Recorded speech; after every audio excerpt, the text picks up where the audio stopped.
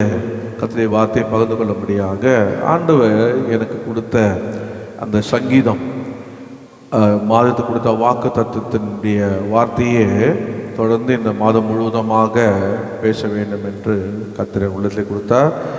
சங்கீதம் 12:5 நாம் வாசிப்போம். எல்லாரும் எடுத்துக்கொள்ளுங்க. வேத 677 எல்லாரும் எடுத்துக்கொள்ளுங்க. 677 பக்கம் சங்கீதம் 12 என்னது 5. பைபிள் வச்சிருக்கீங்களா? எல்லாருமே கையில் பைபிள் இருக்கிறவங்களாம் அல்லேலூயா சொல்லுங்க.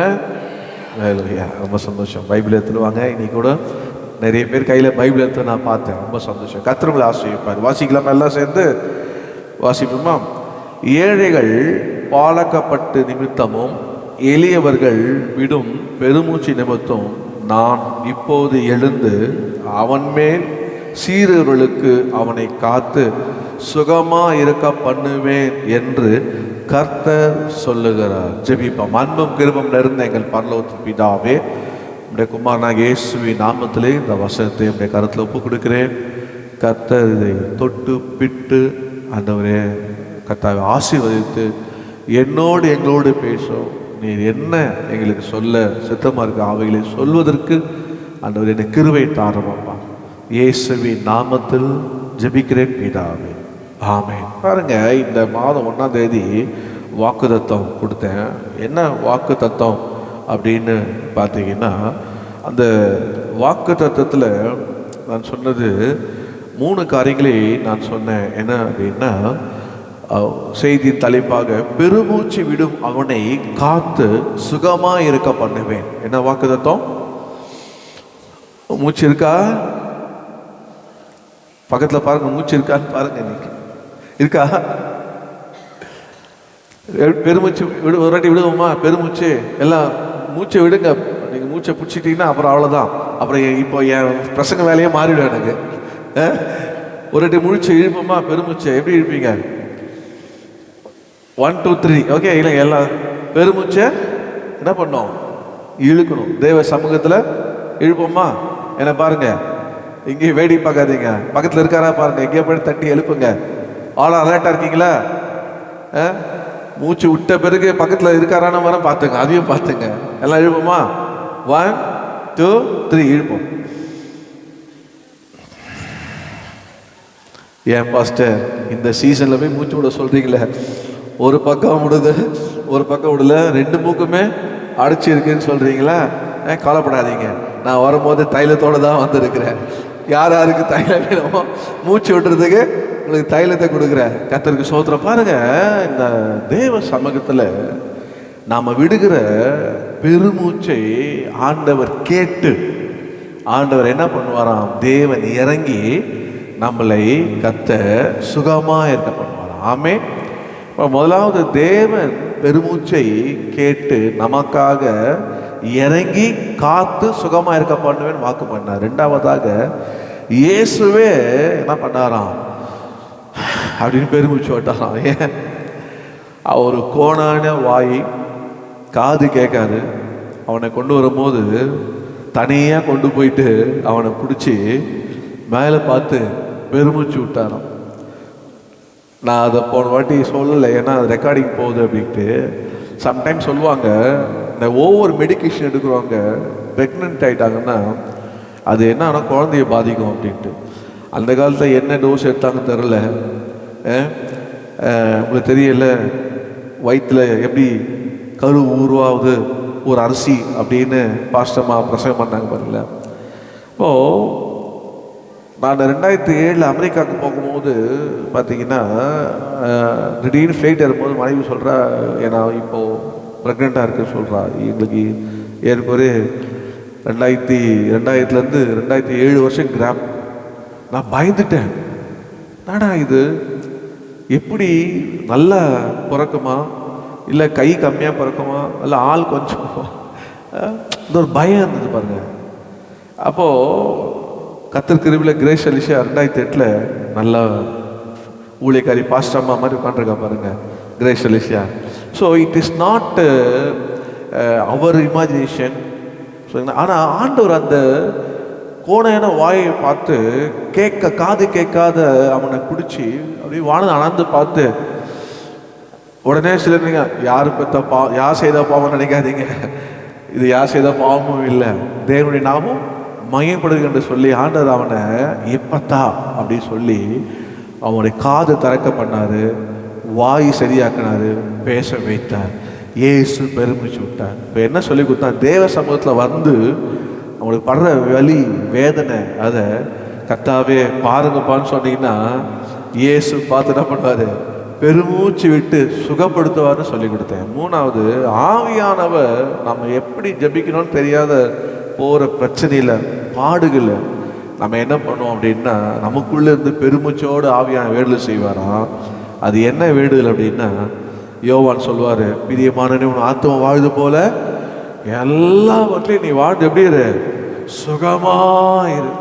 பக்கத்தில் பார்த்து சொல்லுங்க, சுகமாயிரு அப்படின்னு ஆவியார் வேண்டுவாருன்னு குட்டி ஒரு மெசேஜ் கொடுத்தேன். இன்னைக்கு ஆண்டவர் இதே வசனத்துலேருந்து ஒரு வார்த்தையை நான் பிக்கப் பண்ணி நான் உங்களுக்கு வேகமாக சொல்லிட்டு போகிறேன். அரை மணி நேரத்தில் எனக்கு பேச சொல்கிறீங்க. எனக்கு ரொம்ப ஒவ்வொரு வாரமும் நான் எப்படி அரை மணி நேரத்தில் பேசுன்னு தெரியல. ஆனாலும் கர்த்தர் கிருபை செய்வாராக. 10 மணிக்கு முடிக்கணும்னு பார்க்குறேன். கர்த்தர் கிருபை செய்ய பாருங்கள். இந்த வசனத்தில் சொல்லப்பட்டிருக்கிற 5ஆம் வசனத்தை வாசினா, ஏழைகள் பாழாகப்பட்ட நிமித்தம், ஓகே, அதுக்கப்புறம் நேரம் வாங்க என்ன பண்ண, அவனை காத்து சுகமாக இருக்க பண்ணுவேன். ஹல்லேலூயா. இன்னைக்கு செய்தியின் தலைப்பு, ஏழைகள் பாழாக்கப்பட்ட நிமித்தம் அவனை காத்து சுகமாக இருக்க பண்ணுவேன். அப்படின்னா என்ன? ஏழை நல்லதான் இருந்தான், நல்லா அப்படியே போயிட்டு இருக்க, திடீர்னு என்ன ஆயிடுச்சு? பாழாக்கப்பட்டான். அது எப்படி பாழாக்கப்பட்டது என்ன தெரியல, சத்ருவா இல்லை பாவமா இல்லை எந்த, ஆனால் இப்போ அவன் நிலைமை எப்படின்னா பாழாய் கட்டுகிறான். அந்த பாலா இருக்கிற அவனை ஆண்டவர் என்ன பண்ணார்னா அவனை சுகமாய் காத்து, அவனை காத்து சுகமாக இருக்க பண்ணுவார். ஆமே.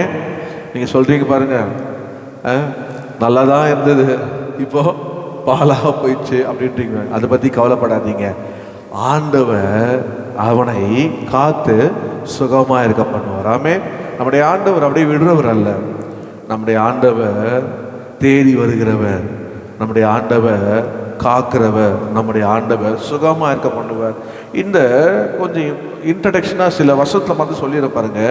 அப்போ இந்த ஏழை பாழாக கிடக்கிற இந்த ஏழை, அது வியாதி பாழாக்கு நிமித்தமாக இருக்கலாம், இல்லை பணமோ கஷ்டமோ பாடுகளோ எதுவாக இருந்தாலும், ஆனால் கர்த்தர் சுகமாக இருக்க பண்ணுவார். ஏசாயா 58:8 நீங்கள் பார்த்தீங்கன்னா அதில் சொல்லப்பட்டிருக்கு, உன் சுகவாழ்வு சீக்கிரத்து துளிர்த்து.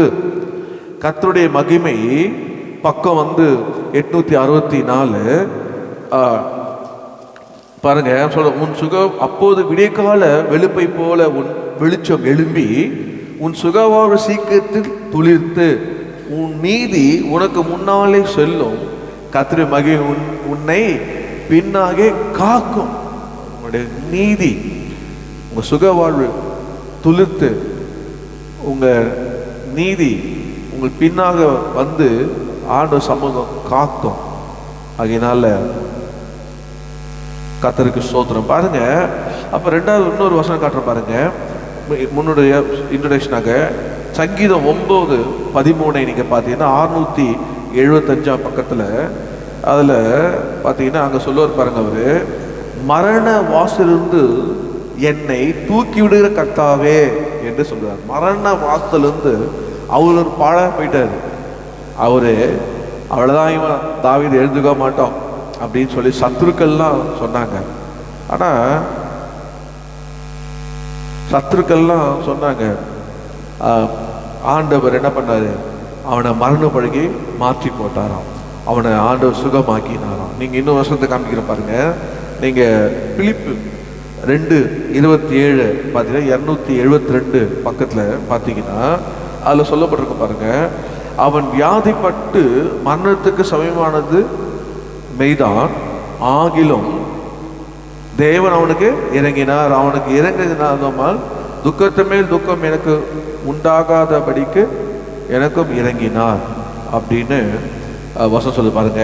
அதே மாதிரி அவன் எப்படின்னா, நீங்க 30ஆம் வசனம் பார்த்தீங்கன்னா, கிறிஸ்துவின் ஊழியத்தின் நிமித்தம் மரணத்துக்கு சபியமாக இருந்தான் என்று சொல்லப்படுது. கிறிஸ்துவின் ஊழியத்தை நிமித்தம் மரணத்துக்கு சபியமாக இருந்தான்னு சொல்லப்பட்டது. பாருங்க, கர்த்தருக்கு ஸ்தோத்திரம் உண்டாதாக.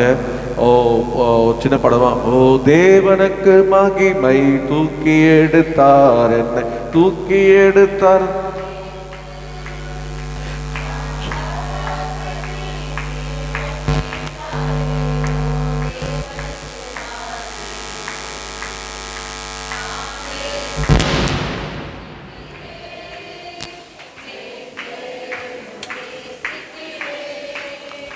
தக்கரன் நான் என்று அவரை ஏனென்றும் வாழ்த்துவேன். அக்கரையில்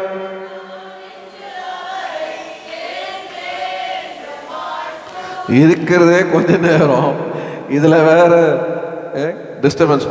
பாருங்க மூணாவதாக பாருங்க, அந்த மரண அவன் பாழாய் கிடந்த அந்த மரணத்தை கர்த்தர் மாற்றி அவனுக்கு இறங்கினார். நான்காவது பார்த்தீங்கன்னா சொல்லப்பட்டிருக்கு பாருங்க, நீங்கள் யோவான் 3:2 பார்த்தீங்கன்னா 331 பக்கத்தில், பிரியமானனே உன் ஆத்மா வாழ்வது போல எல்லாத்துலேயும் வாழ்ந்து சுகமாக இருக்கும்படி வேண்டுகிறேன் அப்படின்னு சொல்கிறான். அப்போது ஒரு மனிதன் அவன் பாழாய் கடந்த ஏழையான மனிதன் அவனை சுகமாக இருக்கணும் அப்படின்னா என்ன செய்யணும் சொல்லு பார்க்கல. ஒருத்தர் சுகமாக இருக்கணும், என்ன வேணும்?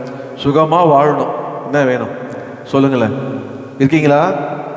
பக்கத்தில் இருக்கீங்களான்னு கேளுங்க. சுகமாக வாழணுங்க, அதுக்கு என்னங்க இருக்கணும்? இல்லைங்க இருக்கணும், சொல்ல மாட்டீங்களே.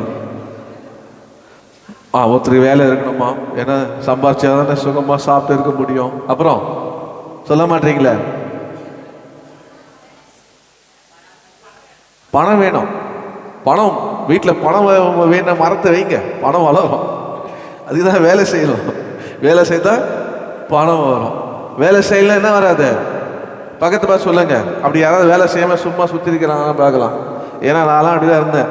வேலை வெட்டிக்கு போகாத ஊரை சுற்றிட்டு அம்மா அப்பா சோறு போடலன்னு கேட்டு இருந்தேன். இல்லை வேலைக்கு போனால் தான் என்ன வரும்? பணம் வரும்.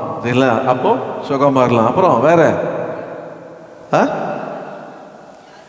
வியாதி இல்லாமல் இருந்தால் சுகமாக இருக்கலாம், சமாதானம் இருந்தால் சுகமாக இருக்கலாம், வீடு இருந்தால் சுகமாக இருக்கலாங்க. எதுவும் இல்லையோ ஒரு வீடு இருக்கணும். வீடு இருந்தால் என்ன பண்ணலாம்? அப்பா சுகமாக இருக்கலாம். வாடகை வீடோ, அடுத்த லெவலுக்கு லீஸ்லேயோ, அதுக்கு அடுத்தது சொந்த வீட்லையோ கொண்டாடிக்கலாம் சுகமாக. இப்போ எல்லாருக்கும் இதெல்லாம் இருக்கணும். ஆனால் அதெல்லாம் இருந்தால் எப்படி அதெல்லாம் வரும்? எப்படிங்க வருது கேளுங்களேன். எப்படி வரும்? சர்ச்சைக்கு போனால் வந்துடும். ஒரு 9:30 மணிக்கு போனோம்னா வந்துடும். அப்படி தானே? இல்லைங்க இன்னைக்கு ஃபாஸ்ட்டாக இன்னைக்கு பார்த்தா 8 மணிக்கு வந்துட்டு 8 மணிக்கு போனால் வந்துடும். அன்பானவர்களே, வேதத்துலேருந்து 3 காரியங்களையும் நான் சுருக்கமாக சொல்லிட்டு போகிறேன், நேரம் இல்லை. இதெல்லாம் வரணும் அப்படின்னா ஆண்டவர் என்ன சொல்லுகிறாருன்னா, நீங்கள் என்னோடு கூட வாசிங்கன்னு ஒரு வசனத்தை காண்பிக்கிறேன் பாருங்கள். அந்த அவர் சொன்ன அந்த சங்கீதம் 12 அவர் சொன்ன 5 சொன்ன அந்த ஏழை அப்படின்னு நான் சொன்ன பாருங்க.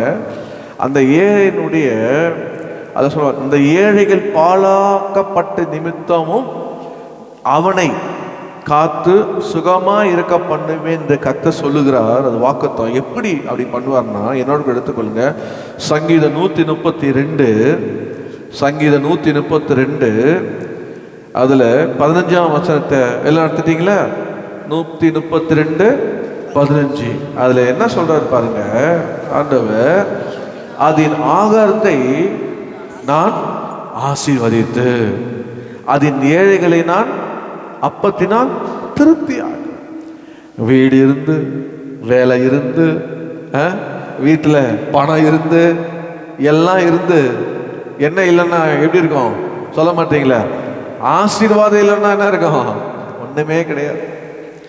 கர்த்தருடைய ஆசீர்வாதம் தான் நமக்கு என்ன தரும்? ஐஸ்வர்யத்தை தரும். அதோடு கூட வேதனை கூட்ட மாட்டார். அப்போ ஆண்டுடைய ஆசீர்வாதம் வேணுமா உங்களுக்கு? பணம் வேணுமா உங்களுக்கு? சொல்ல மாட்டீங்களா? அந்த பக்கத்துல பணம் வேணும்னு கேட்குற மாதிரி இருக்குது. பணம் வேதனை கொண்டு வரும், கர்த்தருடைய ஆசீர்வாதம் ஐஸ்வர்யத்தை கொண்டு வரும். உங்களுக்கு ஐஸ்வர்யம் வேணுமா? உங்களுக்கு பணம் வேணுமா? சொல்ல மாட்டீங்களே. இருக்கீங்களான்னு கேளுங்க பக்கத்தில். நான் கொஞ்சம் ஜாலியாக பேசலான்னு இருக்கேன். ஏன்னா போதும்பா, கர்த்தர் என்ன பண்ணிட்டாரு, நடத்தி நம்மளை ஆசீர்வதிச்சிட்டாரு. அப்போ பணம் வேணும் பணம் வேணும் பணம் வேணும்னு, பணம் அப்படின்னா சொல்ல மாட்டீங்களே.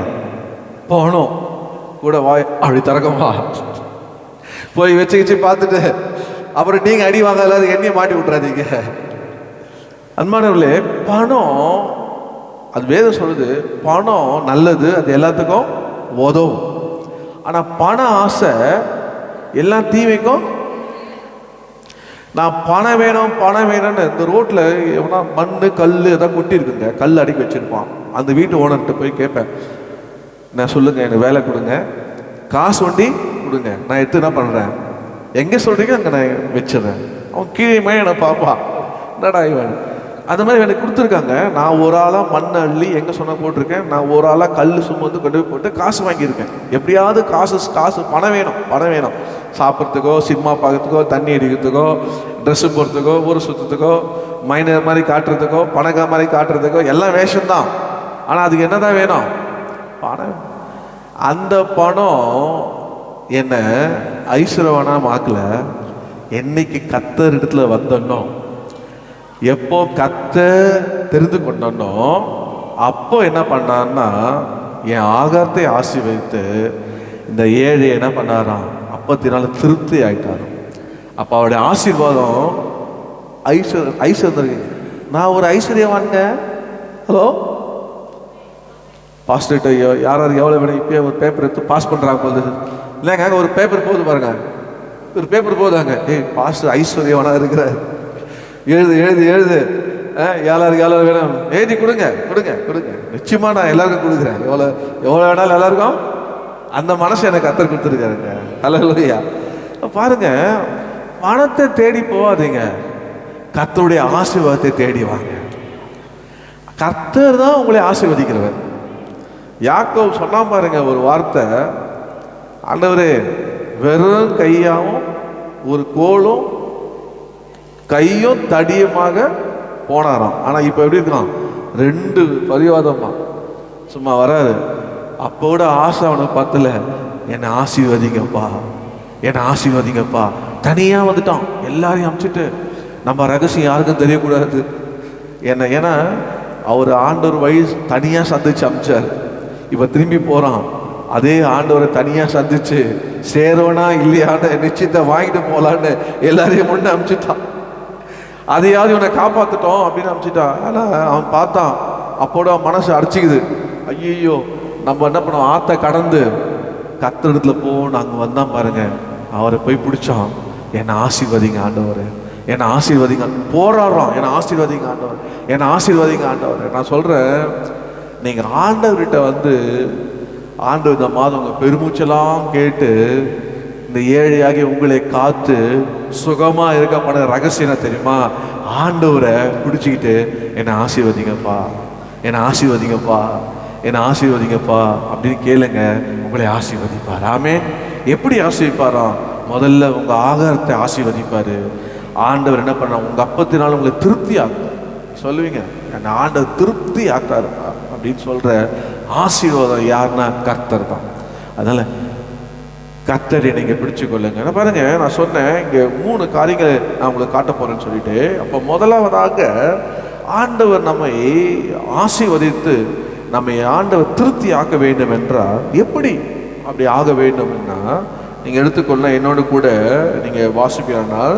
இதே 132ஆம் சங்கீதத்தில் 754ஆம் பக்கத்தில் பார்த்தீங்கன்னா 13ஆம் வசனத்தை 14ஆம் வசனத்தை நம்ம எல்லாரும் சேர்ந்து வாசிப்போமா. கர்த்தர் சீயோனை தெரிந்து கொண்டு அது தமக்கு வாசஸ்தலமாக இருக்கும்படி விரும்பினார். இது என்னென்றைக்கும் நான் தங்கும் இடம், இதை நான் விரும்பினபடியால் இங்கே வாசம் பண்ணுவேன். முதலாவதாக கர்த்தர் தம்முடைய ஆலயத்திலே வாசம் பண்ணுகிறார். எங்க வாசம் பண்ணுகிறாரு?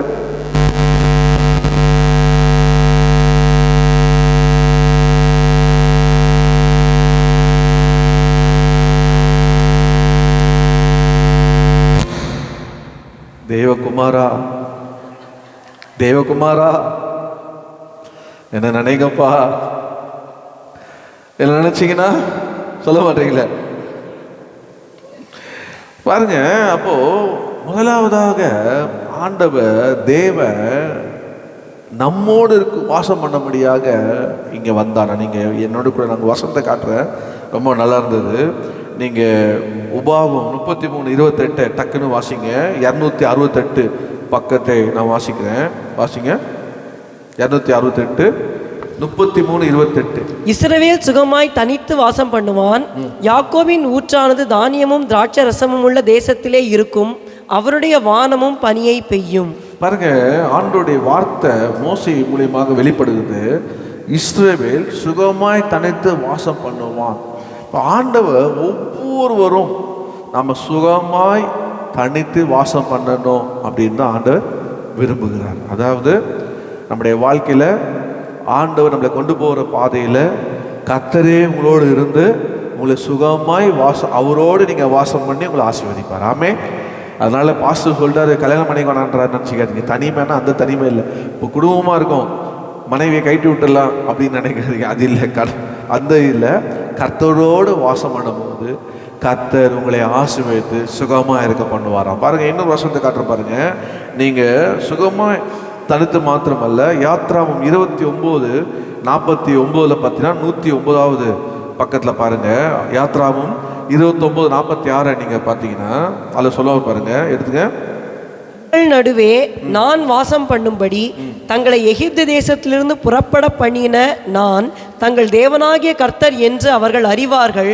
நானே அவர்கள் தேவனாகிய கர்த்தர். கவனிங்க, ஆண்டவர் என்ன சொன்னார்னா, ஏன் நம்மளை கர்த்தர் உலகத்திலிருந்து நம்மளை கொண்டு வந்தார்னா, நம்ம நடுவில் கர்த்தர் வாசம் பண்ணும்படி.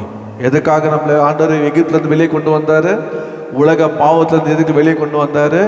கர்த்தர் நம்மோடு வாசம் பண்ணும்படி தான் ஆண்டவர் நம்மளை புறப்பட பண்ணினார். அப்போ ஆண்டவர் நம்மோடு கூட வாசம் பண்ண வேண்டும் என்றால் நாம் என்ன செய்ய வேண்டும் என்றால், அதை உணர்ந்து கர்த்தர் என்னோடு வாசம் பண்ணும்படியாக அவர் என் கூட இருக்கிறார் அப்படின்னு நீங்கள் விசுவாசித்தீங்கன்னா, முதல் குறிப்பு என்ன சொல்வீங்கன்னா, தேவன் வாசமாக இருந்து அதன் ஆகாரத்தை நான் ஆசீர்வதித்து வருவேன், அதன் ஏழையின் அப்பத்தை நான் திருப்தி ஆக்குவேன். அதாவது ஆண்டவர் மாத்திரம் உங்களோட வாசமாக இருந்தார்னா உங்கள் வீட்டில் கர்த்தருடைய ஆசீர்வாதம் இருக்கும். உங்கள் அப்பத்தை ஆண்டவர் ஆசீர்வதிப்பார். நல்ல உங்களை ஆண்டவர் என்ன பண்ண திருப்தி ஆக்குவார். அதே போல் ஆண்டவர் தேவனுடைய சபையிலே இருக்கிறார். இப்படியாக ஒரு ஊழியக்காரன் நல்ல மூத்த ஒரு வருஷத்தவன் இப்படியா சொன்னார், சபையில் வந்தால் மினிமம் 3 மணி நேரம் இருக்கணுமா? என்னங்க 30 நிமிஷமா? யார்ப்பா அது? எவ்வளோ இருக்கணுமா? 3 hours இருக்கும். அப்போது அவர் என்ன சொல்கிறாருன்னா, உள்ளே வரும்போது நீங்கள் முதல்ல ஜெபம் பண்ணுங்க, அப்புறம் நீங்கள் பாட்டு பாடுங்க, அப்புறம் ஆராதனை பண்ணுங்க, அப்புறம் தேவ சமூகத்தில் எல்லாத்தையும் கேளுங்க, வார்த்தையை கேளுங்க, அப்புறம் உங்கள் பிள்ளைங்களை கர்த்தர் சமூகத்தில் விடுங்க. நீங்கள் தேவ வீட்டில் அப்படி இருந்து பாருங்கள் எப்படி இருப்பீங்க அப்படின்னு. உங்களுக்கு தெரியும், சுந்தரையா காலத்துலலாம் சபை அவர் 8 மணிக்கு ஆரம்பித்தாருன்னா 12 மணி 1 மணிக்கு முடியும். அப்புறம் சாம்சரையா காலத்தில் வந்து 11:30 மணி 12 மணிக்கு முடியும். அப்படியே கொஞ்சம் கம்மி பண்ணாங்க. ஃபாஸ்டிங் போய் பார்த்தா 10லேருந்து 3 இருக்கும். 10லேருந்து 3, இப்போல்லாம் 10லேருந்து 12, 2 மணி நேரம் தான். அந்த மாதிரி நிறைய நேரம் கர்த்தர் சமூகத்தில். ஏன் அப்படின்னா, கர்த்தர் இறங்கி வாசம் பண்ணும்போது அங்கே கர்த்தர் ஆசீர்வதிப்பார். ஆமே. கர்த்தர் இருக்கும்போது அங்கே திருப்தி ஆக்குவார். கர்த்தர் இருக்கும்போது ஆண்டவர் என்ன பண்ணுவார்னா, கூடியே வாசம் பண்ணுவாராம். ஆண்டவருடைய முதல் குறிப்பு என்ன? தேவன் எதற்காக உங்களை எகிப்திலிருந்து கொண்டு வந்தாருன்னா, ஆண்டவர் உங்களோட வாசம் பண்ணணும். பக்கத்தில் சொல்லுங்க, கர்த்தர் வாசம் பண்ணுகிறாரா? கர்த்தர் வாசம் பண்ணுகிறாரா? இன்னும் எகிப்துலாம் இருக்கிறீங்களா? எகிப்தில் இருந்தால் வாசம் பண்ண மாட்டார். கர்த்தர் எகிப்திலிருந்து உங்களை விடுதலை ஆக்கியிருப்பாரானா, அவர் உங்களோடு வாசம் பண்ணி உங்களை என்ன பண்ணுவாருன்னா, அவர் பாழாய் போனதெல்லாம் ஏழையா உங்களை என்னெல்லாம் பிசாசு பாழாக்குறானோ அதெல்லாம் கர்த்தர் உங்களுக்காக எழுந்து அதெல்லாம் என்ன பண்ணுவார்? காத்து ஆசீர்வதிப்பார். ஆமென். எப்பவுமே நான் அடிக்கடி சொல்கிற ஒரு வார்த்தை தான், பிசாசை டச் பண்ணான்னா பிளெஸ்ஸிங் செகண்டாக ட்வைஸாக வரும், 2 தனியாக வரும். நம்மளா இழந்துட்டோம்னா என்ன பண்ணாரு, திருப்பி கொண்டு வரலாம். நம்ம புத்தினால நம்ம இழந்துட்டோம் வச்சுங்களேன், தாவீது போல ஒரு 4-5 பேரை செக்யூரிட்டி போட்டு போயிடலாம். இவர் கொள்ளடிக்க போயிட்டு இவங்களெல்லாம் அம்மோடு விட்டு போயிட்டாரு. வேற ஒருத்தன் வந்தான், எல்லாத்தையும் பண்ணிட்டான், அபகரித்து போயிட்டான். கட்சியில் தாவீதை கல்ல இருந்து கொல்ல ஆரம்பிச்சிட்டாங்க. ஆண்டோட போய் விசாரிச்சு, ஆண்டவரே ஒரு என்ன பண்ணிக்கலாம், என்கிட்ட இருக்க ஆளை பாதி பேர் என்ன பண்ணிக்கலாம், போட்டு போயிருந்துக்கலாம். அதை விட்டுட்டு எல்லாரையும் கூட்டு போனேன். எவ்வளோ போனோம் அவ்வளோவும், எவ்வளோ கொள்ளடிக்கலாம் இல்லையா, நிறைய பேர் போனால் நிறைய கொள்ளடிக்கலான்னு, பாதி பேர் போனோன்னா பாதி தான் இருக்கிற ஆளு தான் கொண்டு வர முடியும். அதனால் அவர் கணக்கு ரொம்ப பெருசாக போட்டார். பிசாசு பார்த்தான், நீ இப்படி கணக்கு போடுறியா, அப்படியே கணக்கை மாற்றி விட்டான். இவர் போன உடனே வழி இந்த பக்கம் அமுச்சிட்டான். இவரதுல எல்லாமே போயிடுச்சு. சொல்லுங்க பக்கத்தில் பார்த்து, இவரது எல்லாமே போயிடுச்சு. கத்துக்கிட்ட போன போது நீ போ எல்லாத்தையும் திருப்பி கொள்வாயின்னு ஆண்டவர் அனுப்பினார் பாருங்க. எல்லாவற்றையும் அவன் திருப்பி கொண்டான், எல்லாம் திருப்பி கொண்டான். ஆசீர்வாதத்தையும் அநேகருக்கு பங்கிட்டு அனுப்புகிற அளவுக்கு கர்த்தர் அவனை ஆசீர்வதித்தார். அப்போ நான் என்ன சொல்ல வருதுன்னா, கர்த்தர் உங்களோட வாசம் பண்ண வேண்டும். ஆமென். கர்த்தர் உங்களோட வாசம் பண்ணும்போது கர்த்தர் உங்களோட வாசம் பண்ணுகிறார் மாத்திரம் பார்த்துக்கொள்ளுங்க. எப்படி வாசம் பண்ண, சபையில் வாசம் பண்ணுகிறாரு, உங்கள் வீட்டிலேயே ஒரு வாசம் பண்ணணும். ஆமென். உங்கள் வீட்டில் ஒரு வாசம் பண்ணணும், ஆவியானவங்க வீட்டில் அசைவாடணும், தேவ பிரச்சனை இருக்கணும். நீங்கள் நம்ம பாட்டு மாத்திரம் பாடுறோம் பாருங்க, அசைவாடும் தெய்வமே அசைவாடும், பாடும்போது அசைவாடுவார், ஜெபிக்கும் போது அசைவாடுவார், வேத தந்து வாசிமை பக்கத்தில் வந்து நிற்பார், உங்களோட வாசம் பண்ணுவார். ஆமென். ஆவிக்கூறத்தை விதைச்சிங்கன்னா ஆவிக்கூறு நன்மை நீங்கள் பார்ப்பீங்க. அப்போது மாம்சமான காரியங்கள்லாம் நம்மகிட்ட அகன்று போய் ஆண்டோடைய ஆசீர்வாதம் நம்ம மேலே குடும்பத்தில் இருக்கும். அதனால் எப்பவுமே நீங்கள் வீட்டில் ஆண்டவருடைய பிள்ளைகள் எப்பவுமே பக்தி விருத்தியாக எப்பவுமே எல்லாமே நடக்கணும். அதனால் டிவி பார்க்கணுன்னு சில சினிமா போட்டு நாடகங்கள் போட்டு உட்கார வச்சுக்கிற பசங்களை அதெல்லாம் செய்யக்கூடாது. அதுக்கு நீங்கள் ஆண்டவர் பாட்டை போட்டு வசனத்தை போட்டு பார்த்துக்கணும். கர்த்தர் கிருபை செய்யும். முதலாவதாக ஆண்டவர் அவனை, அந்த ஏழை அவன் ஆகாரத்தை திருப்தி ஆக்குவார்னா காரணம் என்ன, வாசம் பண்ணும்படியாக வந்திருக்கிறார். கர்த்தர் மாத்திரம் ஒரு மனுஷனோட வாசம் பண்ணுவார்னா அவன் வாழ்க்கை ஆசீர்வாதமாக இருக்கும். ஆமென். அவன் வாழ்க்கை கீழிருந்து அவன் வாழ்க்கை ஐஸ்வர்யவனாக கர்த்தரான கொண்டு போவார்.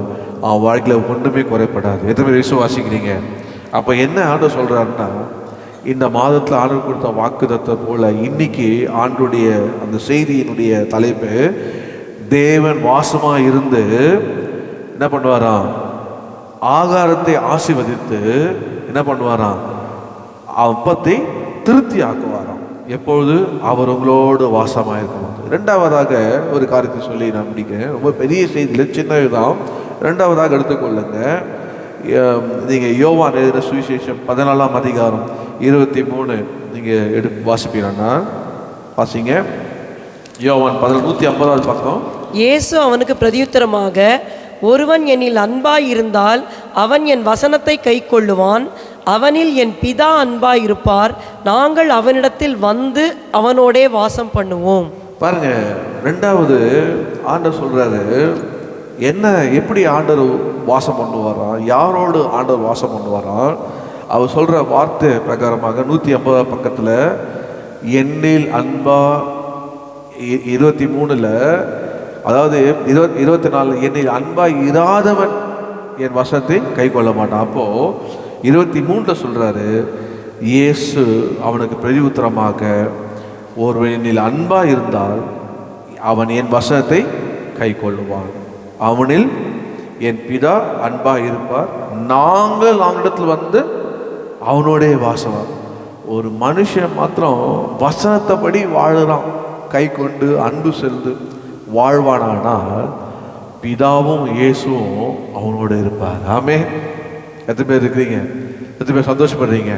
வசனத்தை, கர்த்தருடைய வசனத்தை நீங்கள் வீட்டில் உட்காந்து வாசித்து அந்த வசனத்தைப்படி நீங்கள் செய்வீங்களானால் கர்த்தர் உங்களோடு இருப்பார், தேவன் உங்களோடு இருப்பார், இயேசு உங்களோடு இருப்பார். இருந்து ஆண்டவர் என்ன பண்ணுவார், உங்களை ஆசீர்வதிப்பார். உங்கள் வீட்டில் உங்கள் ஆகாரத்தை ஆசீர்வதிப்பார், உங்கள் வீட்டில் உங்களை திருப்தி ஆக்குவார். இன்றைக்கி ஏன் மக்கள் ஆசீர்வாதத்தை தேடி அங்கே எங்கே அலையிறாங்க. நான் சொல்கிறேன், எங்கேயும் போவானா, வீட்டில் உட்காந்து இந்த வசனத்தை வாசித்து இந்த வசனத்தை கை கொண்டு பாருங்க, உங்களை ஆண்டவர் ஆசீர்வதிப்பார். உங்களுக்கு அது வாசிக்க வாசிக்க, நேசிக்க நேசிக்க சமாதானம், வாசிக்க வாசிக்க விடுதலை, கை கொள்ள ஆசீர்வாதம். ஆமே.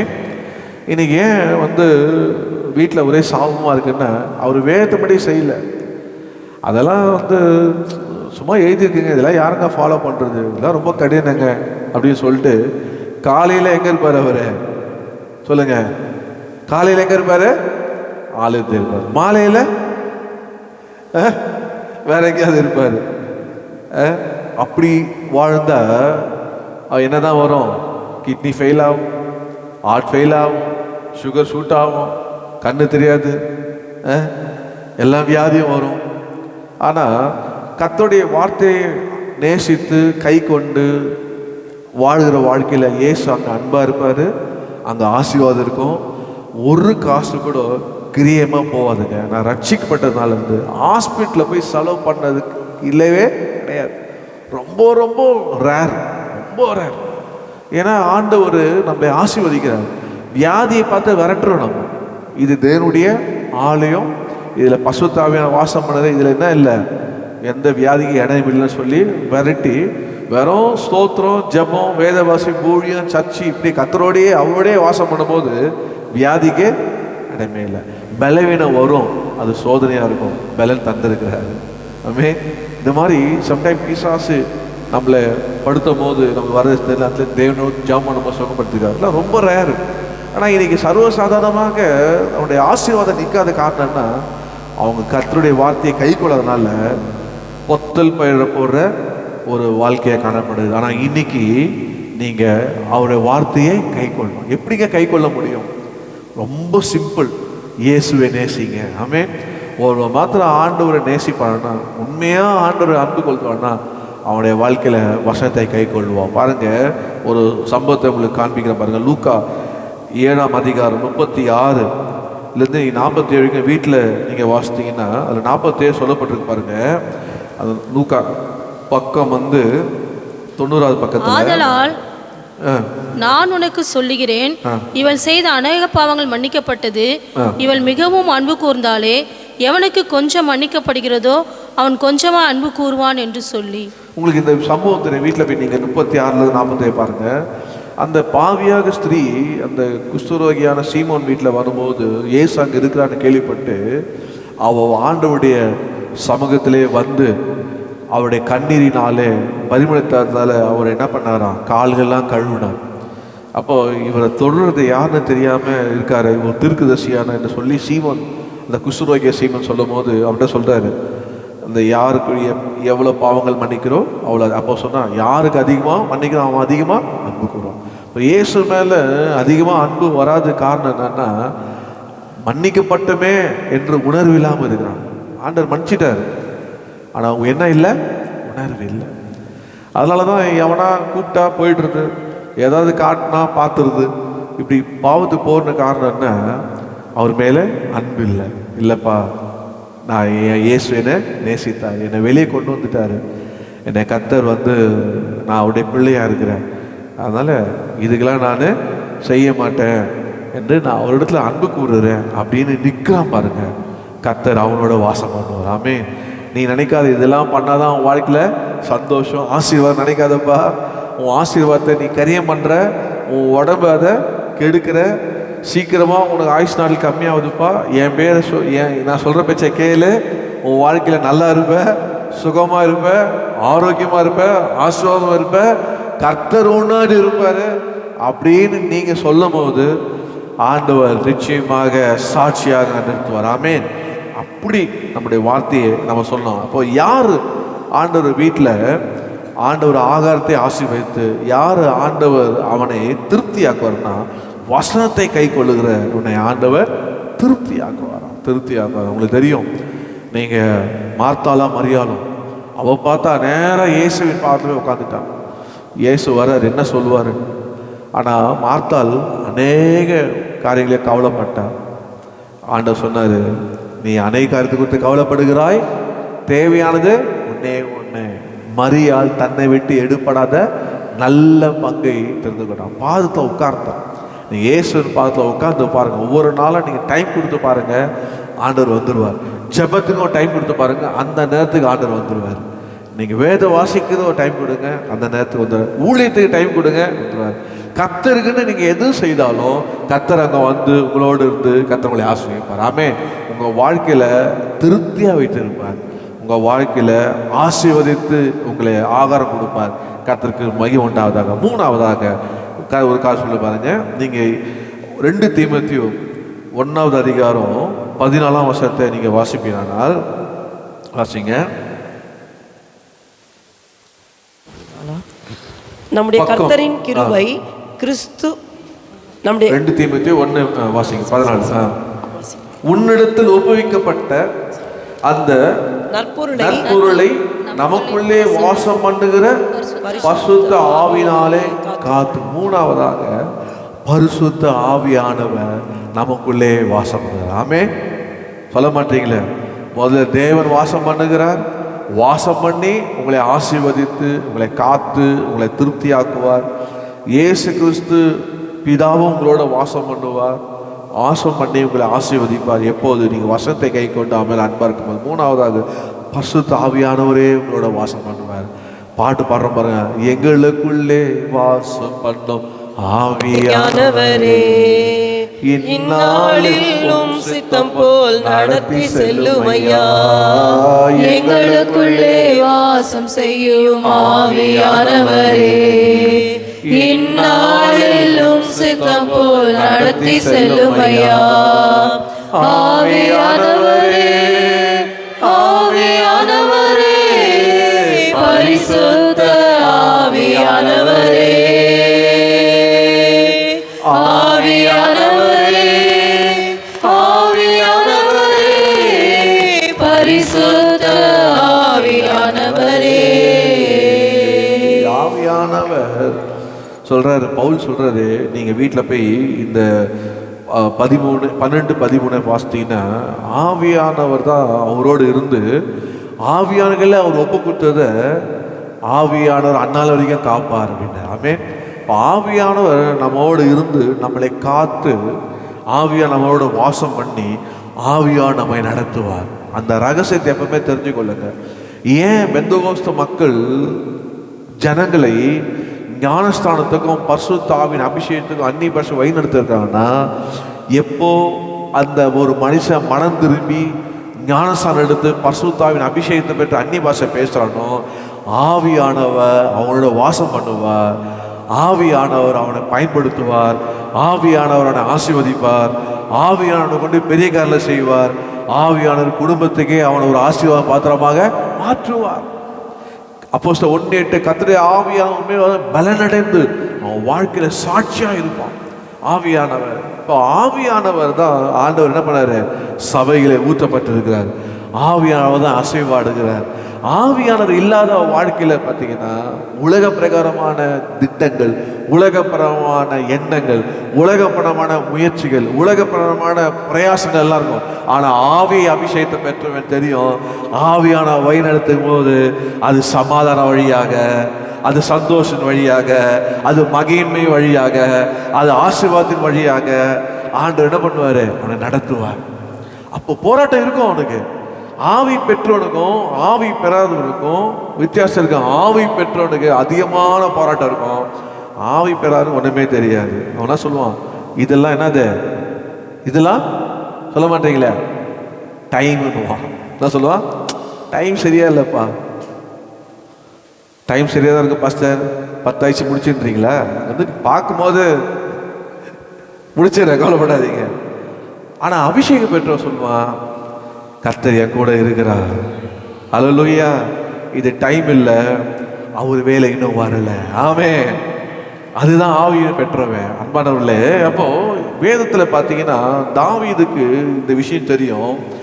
அவன் சவுல் அவனை சத்துருவை போல விரட்டுவான். அப்போ அவன் என்ன சொன்னான்னா, இயேசு சொன்னது போல சத்ருவாகி பிசாசுனார். முதல் சத்ரு தான் யார் தான்? பிசாசு. அது முதல்ல வச்சுக்க, பிசாசு. ரெண்டாவது இயேசு சொன்னார், உன் வீட்டாரு சத்ருன்னுவார். என்னங்க என்ன பார்க்குறீங்க? வீட்டார் சத்ரு சொன்னேன், அது தெரியாது. அதனால் அது யார் மாமியார் சத்ருவா மாறலாம், மாமனார் சத்ருவா மாறலாம், கணவரா மனைவியா பிள்ளைகளா.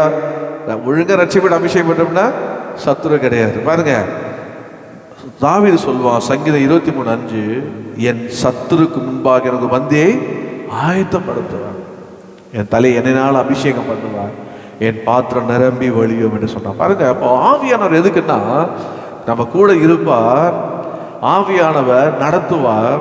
தாவீது போய் சொல்றான், எங்க அப்பா அம்மா நீ வீட்டுக்கு கர்த்தர் எப்படி நடத்தான்னு அறியணும்னு. அவனை ஆண்டவர் சாமுவேல் எல்லாரும் முன்னாடி அவனை அபிஷேகம் பண்ணிட்டான், குடும்பத்தார் முன்னாடி. ஆனால் ராஜபாரத்து சவுலுக்கு வந்து சாமுவேலுக்கு தாவீதுக்கு வந்த உடனே ஜனங்கள்லாம் சேர்ந்து அபிஷேகம் பண்ணாங்க. அந்த தாவீது சொல்றாரு, என் சத்துரு என்னை விரட்டினான், ஆனாலும் கர்த்தர் என் தலையை என்னை அபிஷேகம் பண்ணார், என்னை பந்தி எனக்கு ஆயுதப்படுத்தினார். கர்த்தர் அவனை இப்படியாக வாழ்க்கையில் வரும்போது சத்துருக்கு வரும், பயப்படக்கூடாது. எந்த சத்துரு உங்களை பகைக்கிறானோ, எந்த சத்துரு உங்களை எதிர்க்கிறானோ, அதே சத்துருக்கு முன்பாக நீங்க உட்காருவீங்க, நீங்க சாப்பிடுவீங்க, உங்க பாத்திரம் நிரம்பி வழியும். ஆனா உங்களை எதிர்த்தானே அவன் நின்று கண்ணால பார்ப்பான். உங்களோட உட்கார்ற பாக்கி அவனுக்கு கிடையாது, சாப்பிட்ற பாக்கி அவனுக்கு கிடையாது, நிரம்புற பாத்திரம் அவனுக்கு கிடையாது. ஆனா உங்களுக்கு கர்த்தர் ஆவியானவர் உங்களோட இருந்து உங்க தலையை என்னனால அபிஷேகம் பண்ணுவார். ஆமென். ஏசாயா பார்த்தா 51:19 சொல்லுது, சத்ரு வெள்ளம் போல வரும்போது உங்களோட ஆவியானவர் உனக்கு ஜெய கொடியை தான் ஏற்றுவார தவிர அவனை ஒருபோதும் ஜெயிக்க விட மாட்டாரு, சத்ரு கையில ஒப்பு கொடுக்க மாட்டாரு. நாம செய்ய வேண்டியதெல்லாம் ஆவியானவரோட வாசம் பண்ணுங்கப்பா. ஒவ்வொரு நாளும் வீட்டு விட்டு போகும்போது ஆவியானவரே என் கூட வாசம் பண்ணி என்னை நடத்துங்க, ஆவியானவரே என்னை ஆசீர்வதிங்க ஆண்டவரே என்று சொல்லும் போது ஆவியானவர்களை ஆசீர்வதிப்பார். ஆமென். இன்னைக்கு என்ன செய்தி? பக்கத்தில் கேளுங்க, இன்னைக்கு என்ன செய்தி? என்ன செய்தி? ஏழை ஆண்டவர் என்ன பண்ணுவாரு? ஆசீர்வதித்து அவன் அப்பத்தை ஆசீர்வதித்து திருப்தி ஆக்கார். ஏழையை காத்து சுகமா இறக்க பண்ணுவார். எப்படி இருக்க பண்ணுவார் ஏழைனா? அவன் ஆகாரத்தை ஆசீர்வதிப்பார். அந்த ஏழையினுடைய அவனை என்ன பண்ண திருப்தி ஆக்குவார். அது காரணம் எப்படின்னா தேவன் வாசம் பண்ண வேண்டும். அந்த தேவன் வாசம் பண்ணுவதுக்கு தான் உங்களை எகிப்திலிருந்து கொண்டு வந்தார் என்ற உணர்வு இருக்க வேண்டும். ரெண்டாவதாக தேவன் இயேசு மேல அன்பு செலுத்தி வார்த்தையை கட்டளையை கை கொள்ளும் போது கர்த்தர் என்ன சொல்லுவார்? உண்மையாகவே என்ற அன்பு கூர்ந்து என்று சொல்லி உங்களோட ஒரு வாசம் பண்ணி உங்களை ஆசீர்வதித்து திருப்தி ஆக்குவார். மூணாவதாக பரிசுத்த ஆவியானவரோட வாசம் பண்ணும் போது எந்த சத்துருக்கு நீங்கள் பயப்பட மாட்டீங்க. உங்களை கர்த்தர் நிரப்பி கொண்டே இருப்பார், உங்களை ஆசீர்வதித்து கொண்டே இருப்பார். எதுவுமே விசுவாசிக்கிறீங்க? எதுன்னு ஜெபம் பண்ணி முடிப்போமா? அவ்வளோதான், நான் முடிச்சிட்டேன். கர்த்தருக்கு ஸ்தோத்திரம். ஹல்லேலூயா. தேவா என்னை ஆசீர்வதியும், என் எல்லையை பெரிதாக்கும், உமது கரமே என்னோடு இருந்து எல்லா தீங்குக்கும் விலக்கும். இந்த பிப்ரவரி மாதம்ப்பா நீ என்னை ஆசீர்வதிக்கணும், எல்லா தீமை விலகணும்ப்பா என்று சொல்லுங்க. கர்த்தர் அப்படியே செய்வார். ஹல்லேலூயா. ஆண்டவர் தாமே தம்முடைய சபையிலே அவர் எழுந்தருளுவார். ஆண்டவர் தாமே என்னென்று இயேசுவின் கருத்தால் அன்னென்று தேவி நீ பெற்றுக்கொள்வ. இனி உன் வாழ்க்கையில குறைவே இல்லை, எல்லாம் கர்த்தர் உனக்கு கொடுப்பார். ஹல்லேலூயா. ஸ்தோத்திரம் ஸ்தோத்திரம் ஸ்தோத்திரம் ஸ்தோத்திரம் ஸ்தோத்திரம் ஸ்தோத்திரம். எல்லாம் எதிர்த்து பாடுவோமா? தேவா என்னை ஆசீர்வதியும், என் எல்லையை பெரிதாக்கும். தேவா என்னை ஆசீர்வதியும், என் எல்லையை பெரிதாக்கும். உமது கரமே என்னுடன் இருந்து எல்லா தீங்குக்கும் விலக்கிடும். உமது கரமே என்னுடன் இருந்து எல்லா தீங்குக்கும் விலக்கிடும். தேவனே இயேசுவே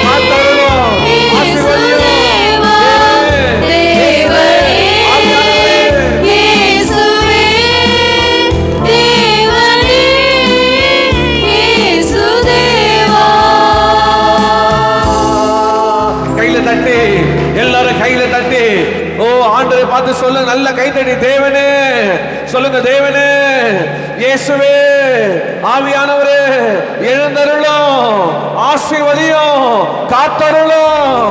இயேசுவே, தேவனே, தேவனே கூடுங்க, தேவனே, இயேசுவே, ஆவியானவரே கூடுங்க, தேவனே, இயேசுவே, ஆவியானவரே, தேவனே, இயேசுவே, ஆவியானவரே. இந்த மாதம் எழுந்தருளும், எழுந்தருளும், காத்தருளும், காத்தருளும், ஆசீர்வதியும், ஆசீர்வதியும், ஆசீர்வதியும், ஆசீர்வதியும், ஆசீர்வதியும். ஒவ்வொருவருக்கும் தனித்தனியாக, சின்னவருந்து பெரியவங்க வரைக்கும் தேவன் தான் உங்களுக்காக உங்களை காத்து உங்களை சுகமா இருக்க பண்ணுவார். அதுக்கு தேவன் உன்னோடு வாசம் பண்ண வேண்டும். வேற வழியே இல்லை. என் சின்ன வயதிலிருந்து ரட்சிக்கப்பட்டு நான் பூர்வமாக ரட்சிக்கப்பட்ட நாள் வரைக்கும் நான் கையாண்ட விதங்கள்லாம் பயங்கரமானது. நான் முன்னேறுவதற்கு குறுக்கு வழிகள் எல்லாம் ஒன்றும் என்ன இருக்க பண்ணி கூட படுக்கிற நிலைமை தான். பண்ணி சாப்பிட்டு தான், அதான் என் நிலைமை. ஆனால் என்னைக்கு தேவன் வாசம் பண்ண என்னை ஒப்பு கொடுத்தனோ, ஆண்டவர் வாசம் பண்ணி என்னை ஏழையை காத்து சுகமாக இருக்க பண்ணி ஆகாரத்தை ஆசீர்வதித்து திருப்தியாக வைத்திருக்கிறார். இந்த தேவன் இன்னைக்கு உன்னோட வர விரும்புகிறார். இன்னைக்கு உன் வாழ்க்கையை ஒப்பு கொடுத்து, இந்த முதல் வாரத்தில் உன் வாழ்க்கையை ஒப்பு கொடுத்து என்னோட வாசம் பண்ணி, ஆண்டவரே என்னை காத்து என்னை சுகமா இருக்க பண்ணி என் ஆகாரத்தை ஆசீர்வதிங்க, என் படிப்பை ஆசீர்வதிங்க, என் வேலையை ஆசீர்வதிங்க, நான் செய்கிற எல்லாத்தையும் ஆசீர்வதிங்கப்பா, ஆண்டவர் என்னை திருப்தி ஆக்குங்கப்பான்னு சொல்லுங்க. ஆண்டவர் அப்படியே உங்களோட வாசம் பண்ணுவா. அவர் வசனத்தை நேசிங்க, கை கொள்ளுங்க, அவரிடத்துல அன்பா இருங்க. நிச்சயமாக பவுல் சொல்வது போல் நீங்க சொல்லுவீங்க, கிறிஸ்துவின் அன்பை விட்டு பிரிப்பவன் யார்? எதுவுமே உங்களை இயேசு அன்பை பிரிக்க முடியாது. அந்த அளவுக்கு நீங்க அவர் நேசிங்க. அவர் உங்களோட வாசம் பண்ணி உங்களை ஆண்டவர் காத்து உங்களை ஆண்டவர் ஆசீர்வதித்து உங்க ஆகாரத்தினால உங்களை ஆசீர்வதித்து திருப்தியாக்குவா. ஆவியானவருக்கு உங்க வாழ்க்கையை ஒப்பு கொடுங்க. அவரே வாசம் பண்ணி உங்களை கொண்டு போவார். இந்த உலகத்துல நீங்க அனாதை அல்ல. இயேசு நம்மளை அனாதையாய் விடல. நம்ம இந்த உலகத்துல அனாதை அல்ல. ஆவியானவர் உன்னோட வாசம் பண்ணுகிறார். நீ பயப்படாமல் அவரோடு போ. அவர் உன்னோடு இருப்பார். சத்துரு பார்த்து பயப்படாத. சத்துரு பயப்படுற பயத்தை, கர்த்தருக்கு பயப்படுற பயத்தை உனக்கு முன்பாக அனுப்புவார். சத்துருலாம் முதுகாட்ட பண்ணுவார். ஒரு வழியா அவர் சத்துரு 7 வழியா போடுவான். கர்த்தர் உன்னோட வாசம் பண்ணுகிறார். உன்னை யாராலையும் ஒன்றும் பண்ண முடியாது. ஆவியானவர் வைராக்கியம் உள்ளவர். ஆவியானவர் வைராக்கியம் உள்ளவர். ஆவியானவர் உன்னோடு இருக்கிறார். அந்த சத்துருக்கு முன்பாக தலையை எண்ணெயினால் அபிஷேகம் பண்ணி பண்ணி பண்ணி பந்தி ஆயத்தப்படுத்தி படுத்தி படுத்தி உன் பாத்திரத்தை நிரப்பி நிரப்பி நிரப்பி நிரப்பி ஓ ஜெயக்கொடி ஏற்றி ஏற்றி உன்னை நடத்துவார். உன் சத்ருவை தேடி காணாதிருப்பாய். உன் சத்ரு விலகுவான். கர்த்தருடைய ஆவியான வாசம் பண்ணி கர்த்தரை உயர்த்தி கொண்டே போவார். ஹல்லேலூயா. ஓ மக நன்றி அப்பா. அன்பு கிருபை நிறைந்த எங்கள் பரலோகத்தின் பிதாவே, குமாரனாகிய இயேசுவின் நாமத்திலே நாங்கள் காலை நேரம் முதலில் மட்டுமாக இந்த சமூகத்தில் கூடி உம்மை பாட துதிக்க ஆராதிக்க உடைய சாட்சியில கேட்க உமக்கென்று காணிக்க தசமம் கொடுக்க ஆண்டவரே உடைய வார்த்தைகளை கேட்க நீ அடியால பாராட்டு இந்த கிருபைக்காக சொல்றோம். ஆம் கர்த்தாவே, இந்த மாத நீங்கள் கொடுத்த அந்த வார்த்தை அப்படியே பழிக்கட்டும். பெருமூச்சு ஆண்டவரே கர்த்தாவே உடைய சன்னதியிலே எங்கள் பெருமூச்செல்லாம் நீ கேட்டு அந்த பெருமூச்சிலிருந்து எங்களை ஆண்டவரை விடுதலையாக்கும்படி நீ இறங்கி நாளில் எங்களை சுகமாக இருக்க பண்ணுவீரப்பா. இன்று இந்த ஏழையனுடைய ஆண்டவரே கர்த்தாவே இயேசுவே அவனை காத்து இந்த ஏழையை காத்து சுகமாக இருக்க பண்ணுகிற கர்த்தர் நீ வந்து வாசம் பண்ணி ஆசீர்வதித்து ஆகாரத்தை ஆசீர்வதித்து திருப்திப்படுத்துகிற கர்த்தராப்பா. இயேசுவே இது போகும்போது பிதா என்னோட வாசம் பண்ணுகிறார், என்னை அடிமைத்தது விடுதலையாக்கிற என்னோட வாசம் பண்ணுகிறார், என் பாவத்தை மன்னித்து என்னோட வாசம் பண்ணுகிறார். நான் நேசிக்கிற இயேசு பிதாவை என்னோட வாசம் பண்ணுகிறார், ஆவியா என்னோட வாசம் பண்ணுகிறார், என்னை நடத்தும்படி என்று நாங்கள் சொல்லிக்கொண்டே போக ஆண்டவர் கிருபை செய்யும். இந்த மாதம் முழுவதும் இந்த பிள்ளைகளை ஆசீர்வதிப்பீராக. வந்த ஒவ்வொருவரையும் உடைய ஆணைக்கடாட்ட கருத்தை வைத்து இப்போதை ஆசீர்வதித்து ஆண்டவரே இது போகும்போது கர்த்தர் இயேசு தேவன் ஆவியானவர் பிள்ளைகளோடு போங்கப்பா. அடுத்த வாரம் சாட்சி சொல்லட்டும், கர்த்தர் எனக்கு பந்தியை ஆயத்தப்படுத்தினார் என்று. ஆசீர்வதிப்பீராக. எல்லா துதி கன மகிமை உமக்கே செலுத்துவோம். இயேசுவின் நாமத்தில் ஜெபிக்கிறோம் நல்ல பிதா, ஆமென். என் ஆத்துமாவே கர்த்தரை ஸ்தோத்திரி, என் முழுமையான பரிசுத்த நாமத்தை ஸ்தோத்திரி. என் ஆத்துமாவே கர்த்தரை ஸ்தோத்திரி, கர்த்தர் செய்த சகல வாழை மறந்து. ஆமென். நம்முடைய கர்த்தராகிய இயேசு கிறிஸ்துவின் கிருபை, பிதாவாகிய தேவனுடைய அன்பும் பரிசுத்த ஆவியானுடைய அந்யோன்ய ஐக்கியமும் நம்ம அனைவரோடும் சகல பரிசுத்தனோட கர்த்தரை வருகை இருப்பதாக. Amen, amen, amen. God bless you. God be with you. Or 10, 14.